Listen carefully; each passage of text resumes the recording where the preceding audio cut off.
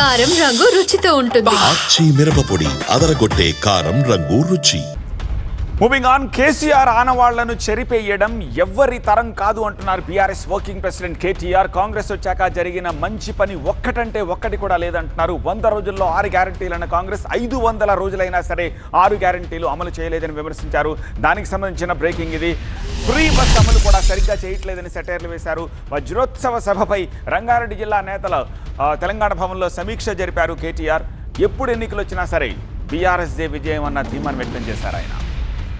మనం 10 ఏళ్ళు ఉన్నాం ప్రభుత్వంలో, కానీ ఎన్నడూ నీ ఆనవాళ్ళు దుర్చేస్తా, నీ ఇది చేస్తా, చెరిపేస్తా అనలే. ఆనవాళ్ళు దుర్పేసుడు అంటే అది ఎప్పటికి అనాగరిక రాజుల కాలం నాటి కథ. ఒక రాజు ఇంకో రాజ్యం మీద దండయాత్ర చేసి దాన్ని గెలుచుకుంటే ఆ రాజ్యం యొక్క ఆనవాళ్ళను విడిచే ప్రయత్నం అప్పట్లో చేద్దురు.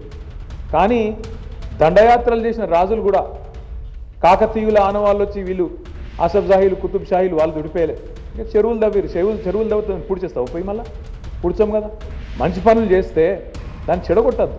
కానీ ఈ ప్రభుత్వం చేస్తున్న కిరాతకపు పని ఏంది అంటే రేవంత్ రెడ్డి గారి ప్రభుత్వం, వాళ్ళు మంచి పనులు చేయరు, చేసిన మంచి పనులు ఆపుతారు. ఇది వీళ్ళ తెలివి. మీరు ఆలోచించండి ఒక్కసారి. మనం ఎవ్వరం కూడా హైదరాబాద్ నగర అభివృద్ధికో, తెలంగాణ అభివృద్ధికో, తెలంగాణలో పేదలకు మంచి జరుగుతుంటేనో అందరం కూడా సహకరిస్తాం, అందరం కూడా సపోర్ట్లు కొడతాం, అవసరమైతే ముంగటి వరుసలు నిలబడి మంచి పని చేస్తున్నారని చెప్తాం. కానీ ఏం జరుగుతుంది వాళ్ళ 16 నెలల్లో? వీళ్ళే కదా చెప్పింది 100 రోజుల్లో 6 గ్యారంటీలు అన్నారు.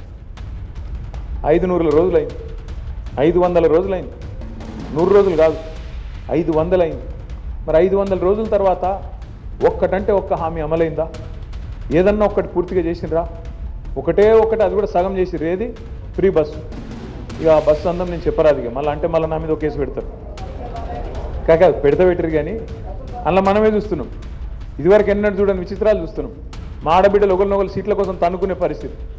రాజకీయాల సీట్ల కోసం తన్నుకుంటే గమ్మత్, కానీ బస్సుల సీట్ల కోసం తన్నుకునే పరిస్థితి కూడా వచ్చింది. ఇవాళ ఆ పరిస్థితి వచ్చింది కాంగ్రెస్ ప్రభుత్వం వల్ల.